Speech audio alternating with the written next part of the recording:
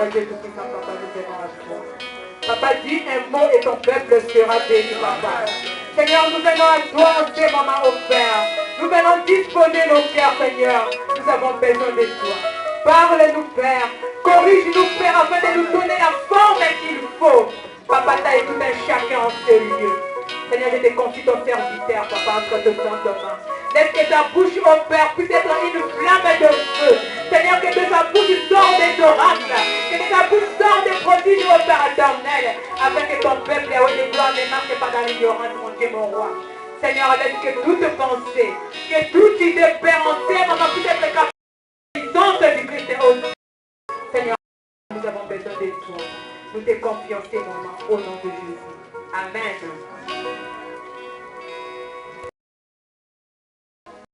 Amen. Il est l'heure de manger et nous allons manger. Amen. Amen. Avant de passer aux choses charnelles que nos mamans ont préparées, nous allons passer d'abord à la nourriture spirituelle. Amen. Parce que lorsqu'on est bien spirituellement, on peut bien jouir du bien matériel. Et on peut bien manger. Mais si spirituellement tu n'es pas bien, même le plus beau des repas, tu ne vas pas bien le digérer. Amen. Nous allons ouvrir nos Bibles.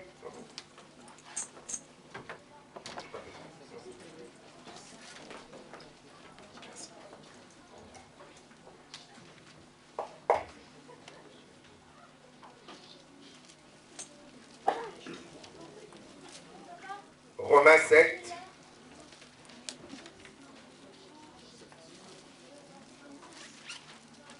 Ce sera juste un rappel. Amen. Ce dimanche dernier, nous avons parlé de la victoire ou des victoires de Jésus à la croix. La croix, comme dit l'apôtre Paul, est une puissance pour ceux qui croient. Amen. C'est de la dynamite, dit même une certaine version. Quand tu y mets le feu, ça explose et ça détruit tout ce qui n'est pas la gloire de Dieu. Et avant notre conversion, nous étions tous dans le royaume du diable et la croix est arrivée et la croix a tout fait exploser. De sorte que maintenant, nous sommes des nouvelles créatures dans le Seigneur Jésus. Amen. Amen.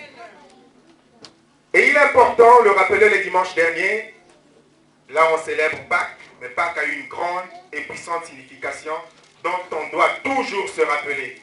Et dans le dictionnaire, il est dit que Pâques, c'est la plus importante des fêtes chrétiennes.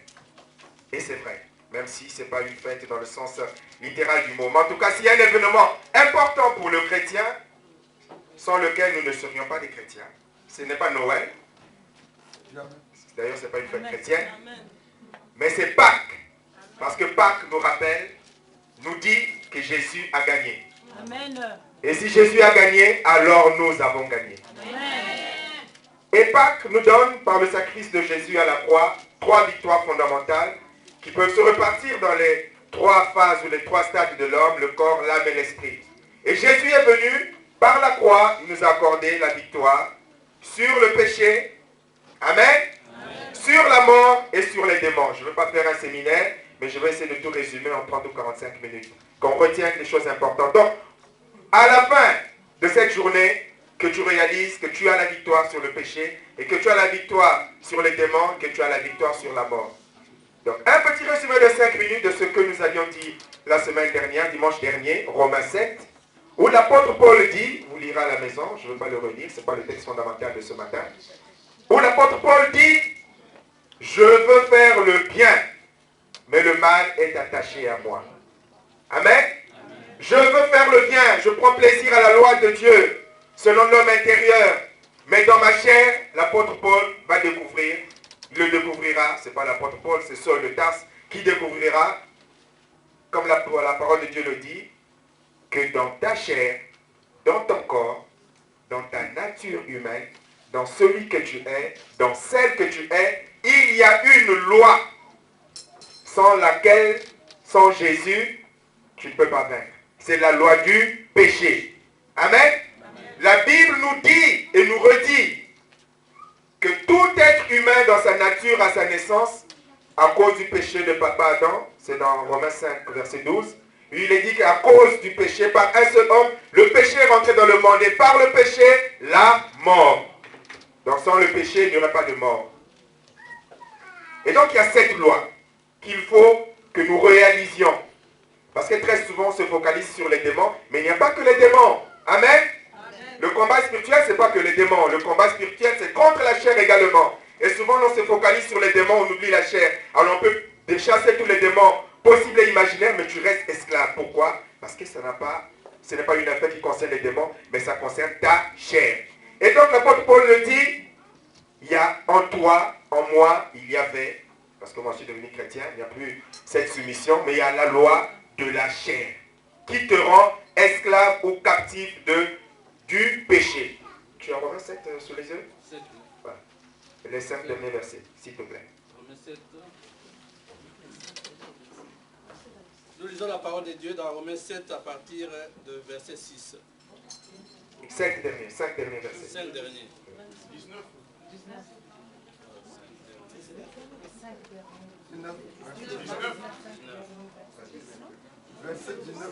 Je ne fais pas les biens que je veux, mais je pratique le mal que je ne veux pas.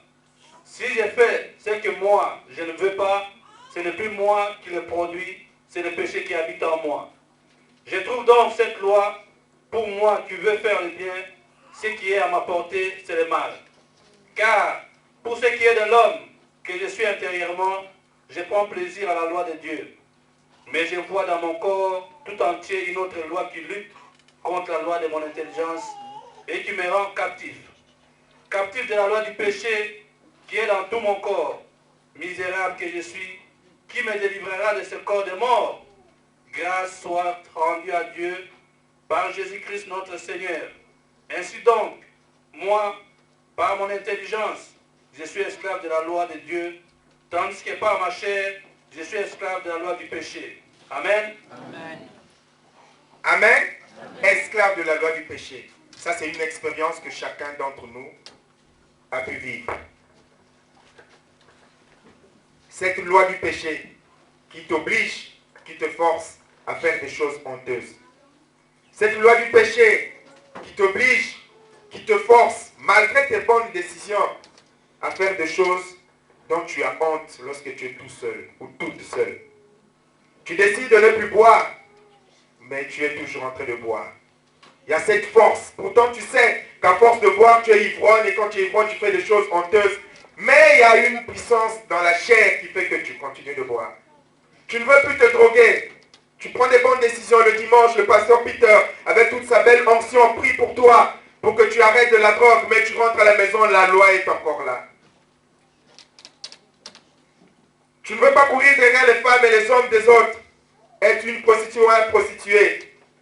Mais quand tu sors de là, même peut-être sortir d'ici, tu vas faire encore des choses honteuses. Tu ne veux pas mentir, mais tu continues de mentir. La colère domine sur toi. L'emportement domine sur toi.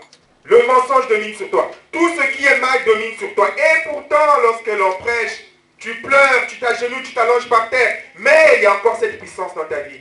Même si tu es baptisé et que tu es présent ici. Est-ce que tu ne reconnais pas dans ta vie cette loi? Et parfois même, puisque tu ne veux pas te délivrer, tu te justifies. C'est à cause d'un tel. Toi, le chrétien, tu te bats avec quelqu'un. Le chrétien, tu te bats. On vient te parler. Ah ben, on m'a provoqué. Parce que tu es encore esclave de la loi du péché. Un homme marié court derrière toi, tu cours derrière aussi l'homme marié ou la femme mariée. Pourtant, tu es chrétien. Pourtant, tu es un enfant de Dieu. Pourtant, tu chantes. Pourtant, tu prophétises. Pourtant, tu prêches. Mais dans la vie pratique, il y a encore cette loi du péché en toi. Tu n'as pas changé. Et pourtant, que dit la Bible? 2 Corinthiens 5, 17. Si quelqu'un est en Christ, qu'est-ce qu'il devient? Si quelqu'un est en Christ, il devient quoi? Comment? Une nouvelle créature. Mais tu es devenu une nouvelle créature. Ce n'est pas le fait d'être baptisé. Ce n'est pas le fait d'être bien habillé, même pour nous les prédicateurs. Mais c'est que tu es devenu une nouvelle créature. Parce que lorsqu'on est une nouvelle créature, alors dans sa vie, on expérimente ce que l'apôtre Paul dit dans Romains chapitre 8, le verset 1. Qu'est-ce qu'il dit? Il dit qu'il n'y a plus de condamnation pour ceux qui sont en Christ. Il n'y a plus de condamnation. C'est-à-dire, comme dit l'apôtre Paul, tu n'es plus obligé de te soumettre au péché. Amen. Si tu es chrétien baptisé, tu es dans cette salle et que tu es encore soumis au péché, aux choses honteuses, là j'ai cité certaines choses, mais tu sais des choses qui ne sont pas la gloire de Dieu. Si tu es encore esclave, alors tu n'es pas une nouvelle créature dans le Seigneur. Amen. C'est la Bible qui dit la vérité. L'apôtre Paul dit, mais gloire, le dernier verset dit, mais qui me délivrera de ce corps de mort? C'est quelqu'un qui a fait cette expérience. Je veux changer, mais je n'arrive pas à changer. J'en ai marre du comportement dans lequel je suis. Mais qui va me délivrer? Qui n'a jamais fait cette prière au moins une fois dans sa vie? Je veux être fidèle à mon mari, mais je n'arrive pas. Je veux être fidèle à ma femme, je n'arrive pas. Je ne veux plus mentir, je n'arrive pas. Je ne veux plus utiliser les faux papiers ou les faux chèques, je n'arrive pas. Je ne veux plus tromper, je ne veux plus m'emporter, m'énerver, taper ma femme ou mon mari. Mais je n'arrive pas. Mais j'ai une bonne nouvelle pour toi, si tu le veux. Il n'y a plus de condamnation pour ceux qui sont en Jésus. Amen. Et que si tu viens en Jésus, tu peux changer. Si tu veux. Si tu le veux. Tu peux changer. Le verset 2 le dit, la loi de Romains 8, verset 2, la loi de l'esprit de vie en Jésus-Christ m'a affranchi de la loi du péché et de la mort, m'a libéré. Il y avait une loi, le Seigneur par la mort à la croix envoie une contre-loi, la loi du Saint-Esprit. Et c'est pour cela que l'apôtre Paul dit dans Galates 5, marchez selon l'esprit, vous n'accomplirez pas les désirs de la chair. Mais ne peut le faire que celui qui a accepté cette nouvelle loi de l'esprit de vie en Jésus. Parce que sans le Saint-Esprit, tu es condamné. Amen. Amen. Tu peux prendre les bonnes décisions au monde pour dire, j'ai pas besoin de Jésus, j'ai pas besoin de Dieu, je peux changer. C'est pas vrai. Tu es esclave. Ça, tu n'as même pas besoin de nous convaincre. Tu es encore esclave de ta nature qui domine sur toi. Tu es encore esclave de ton comportement qui domine sur toi. Viens à Jésus et ta vie va changer. Amen. Tu vas découvrir, comme dit l'apôtre Paul, que tu ne seras plus obligé de te soumettre à la loi du péché. Es-tu soumis à la loi du péché, mon frère, ma soeur? Toi qui es là présent, invité peut-être particulièrement aujourd'hui. J'ai une bonne nouvelle pour toi. Jésus a tout accompli à la croix. Tout accompli à la croix. Donc, dans la suite de ce chapitre 8, il nous a dit qu'il a détruit la puissance du péché. Donc retiens le Pâques, tu es là invité pour manger ce que Maman Béy a fait, parce que tout le monde sait qu'elle cuisine bien, mais il y a plus important que ce que Maman Béy a fait. Amen. Tu peux être libéré du péché qui domine sur toi. Tu peux changer. Tu n'es pas condamné à justifier ton mauvais comportement, ton mauvais langage, tes mauvaises paroles, les choses honteuses comme dit la Bible. Et la Bible nous dit dans Philippiens qu'il y a certains qui marchent en ennemi de la croix de Jésus-Christ. Tu es chrétien, mais tu marches en ennemi de la croix de Jésus. Est-ce que tu es ami de la croix de Jésus ou ennemi de la croix de Jésus? Il faut que tu répondes à cette question. Parce que c'est important, comme nous allons le voir par la suite. Choisis d'être ami de la croix de Jésus. Ceux qui sont ennemis de la croix de Jésus se disent chrétiens, mais continuent à mener une vie de débauche, une vie de mensonge, une vie qui n'est pas la gloire de Dieu. Et la Bible le dit, leur fin sera la perdition. Tu iras en enfer. Même si c'est l'ancien qui a prié pour toi, ou qui t'a baptisé. Amen. Amen. Tu iras en enfer. Parce qu'on ne se moque pas de la croix de Jésus. Accepte le changement de vie si tu es chrétien. Si tu n'es pas chrétien, aujourd'hui tu peux dire Jésus, je veux être délivré, libéré de ce qui domine sur moi. C'est honteux, j'en souffre, je pleure. Au lieu de chaque fois tomber. Mais tu peux changer. Pour que tu sois heureux. Et pour que ceux qui sont avec toi soient heureux. Parce que ton péché qui domine sur toi détruit et toi-même et ceux qui sont autour de toi. Amen. Amen. Qui en souffrent, qui en ont honte, qui en pleurent, qui sont peut-être traumatisés selon ce que tu fais. Amen. Et qui peut aussi attirer les démons dans ta maison, dans ton foyer. Le Seigneur te dit, la loi de l'esprit de vie en Jésus-Christ te libère de la loi du péché et de la mort. Accepte la loi du Saint-Esprit en toi et tu auras la puissance de vaincre le péché.